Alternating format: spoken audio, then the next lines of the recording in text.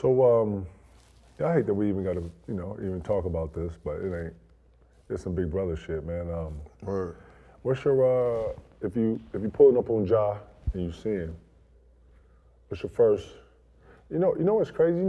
So before we start all this, I'm not here to defend anything, but whenever I hear anything, I always think of there's two sides of everything, right? You know what I'm saying? Where it's always two, right? Anyways, so the first thing I thought was when I saw him with the gun, I thought, man, why is he carrying a gun?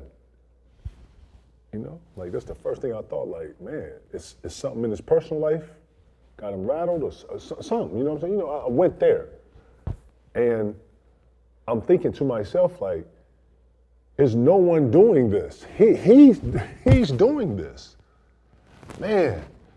And I don't know. I know the culture. I know a lot of young boys' mindset these days, and what the culture is. You know what I'm saying? And how everything is outside. Yeah, I just want to know your thoughts on what you thought when you saw a young fella in the video and stuff, and if you pulled up on him, what would be the conversation? First thing first, I definitely tell him, the guns, and are definitely not, one of those things you play with.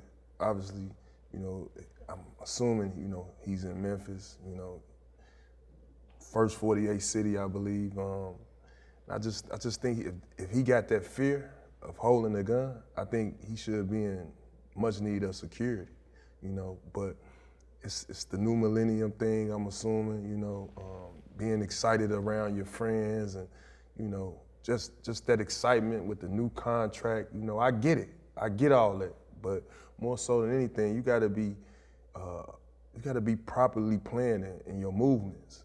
And when you out and about, man, and if you definitely think you need a gun or you need places to go that you need a gun, you might not need to be going to those places. And I say that from experience, I done been in the fair share of things myself that I wish I could take back myself, So experience is the best teacher, and I think by him going through all this, he's definitely gonna be able to, have a movement that's in a better guided situation. Think the league make an example out of him? Well, I mean, it's been broadcast on all the websites and all the, TV shows as we see. They campaigning half a season, definitely a chunk of money being lost, and this is definitely going to be a humbling experience for him. And his reaction to all this got to be more so in action, Obviously, he got to get the right people around him. I know that sounds cliche, but more so than anything, you need some cats around you that's gonna let you know when you wrong, when you bogus, when you pretty much need to, be a man about certain situations, and a grown man at that, And a lot of this immature acts, it just comes from, being wealthy. Being young, not knowing nothing. Nobody in his family has been here. Nobody. He is the highest paid family member. So it's like he's the boss. So a lot of people just ain't giving them the right guidance to tell them about itself. That's all. This is when I think the league needs the big brother, big sister program right here. Feel me? This is when I think the NBA and the WNBA needs the big brother, and this is what I think the fraternity and the sororities are for. Real shit.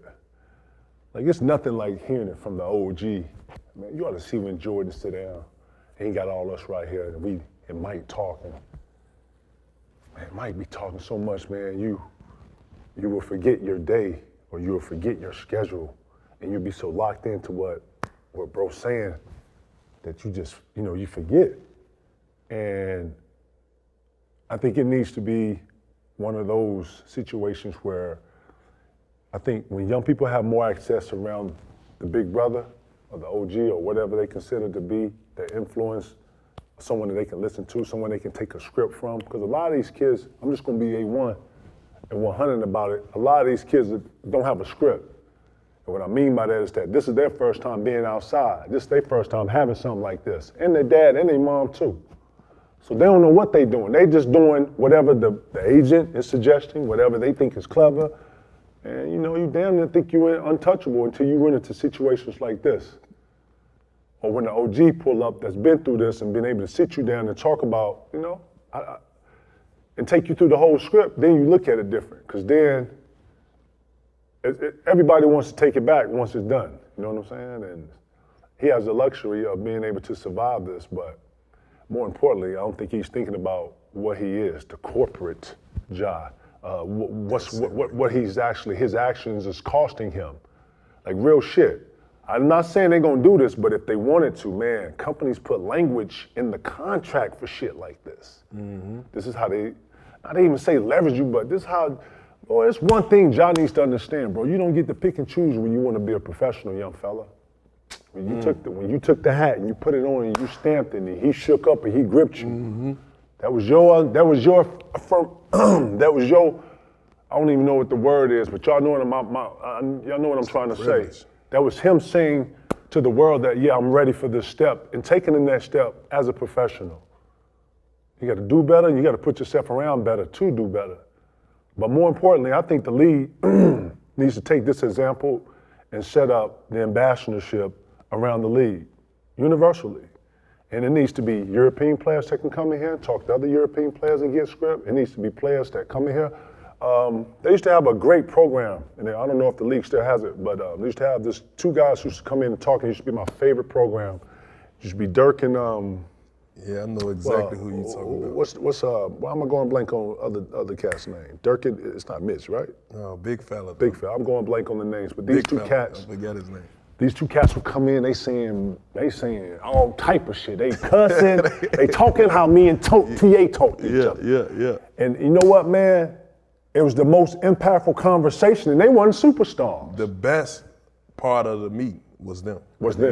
And everybody, the league got so smart that they would give us, not to call it bullshit, but they would give us all the shit that we didn't want to be there for in the beginning and kept them last. And guess what? When they sat there, did nobody move? Did nobody get water? Did nobody eat? Man, when Dirk and, man, why am I going blank on, bro? Man, I'm going blank on these brothers now. I apologize to these brothers. But these brothers helped a lot of motherfuckers. And I was in the league for 20 years. And these two did the program every goddamn time.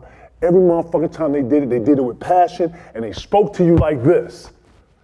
Now, I don't know where they at. I know they got older, 20 years. They was already older. they was already knucklehead older. But man, there was so much great inspiration from the script that you didn't have. So, yeah, I'm just. And you was able to relate. You was able to relate to them because they would come in and they would tell you straight up how you would be approaching a day off, how you would be coming from being hungover, trying to come play. They would break it down in many segments of a pro, and it's like, yo, you get all this opportunity as a pro, and you think you low doing that, but you think he don't know what you're saying. He's speaking right. But he's speaking right at you, like the gospel. What? But then they start throwing script. Hey, do it like this. Do it like fella. this. Woo. And if you don't have no big brother, or let's just be real. Nobody in Josh's camp has ever been here. No. So everybody that's talking is really their first time talking. It sounds good, but ain't nobody in here been through none of this. So you know what? It's time for some outside influence to be able to come in and just help. And I just hope that he seeks some real help from someone that's been here and not so much of the generic pharmaceutical help that's being obliged to you. I hope actually a TA or an AI or a motherfucker who been through this, bro.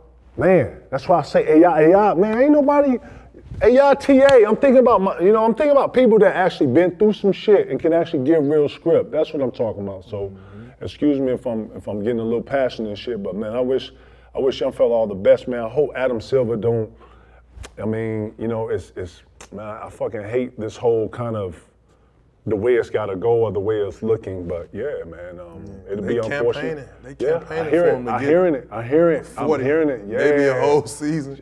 Like that's a lot, but that's a lot. I see what they doing. Cause he's trying to send the message to the rest of the league. This ain't the move, and we ain't cool with this. And then too, bro, they trying to get it to him.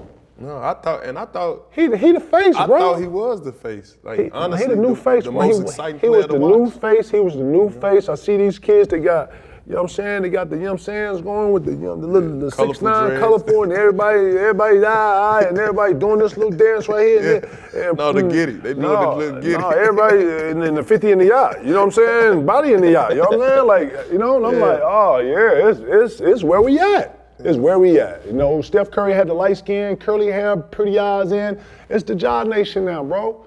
Until this. And I think this summer gonna be a big summer for him. It is, mature-wise. I think he grow up responsible, Yep. you know what I'm saying?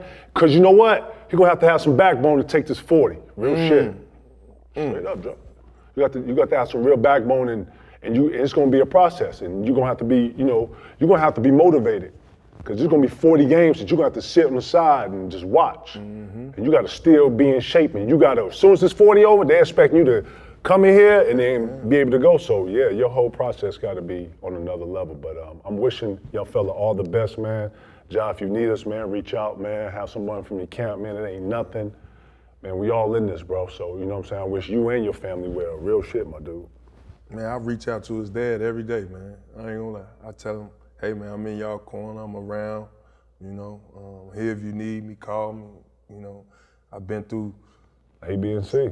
some of everything that what he trying to portray, you know what I mean? And it could get rough, man. And you know. This ain't it, bro. You know, worked your ass off to get away from shit like this. I promise you. You know what I'm saying? You're supposed to be in Italy somewhere with the finest girl out here. You know what I'm talking about? You're supposed to be, you know, seeing how long you can hold your breath in the Mediterranean and some shit. You know, you're supposed to be, you know, bro, you're supposed to have the 340 or you're supposed to have the 400 foot out here. You're supposed to be living on the Mediterranean for like 6 days, going to, you know, Monaco to south of France or something.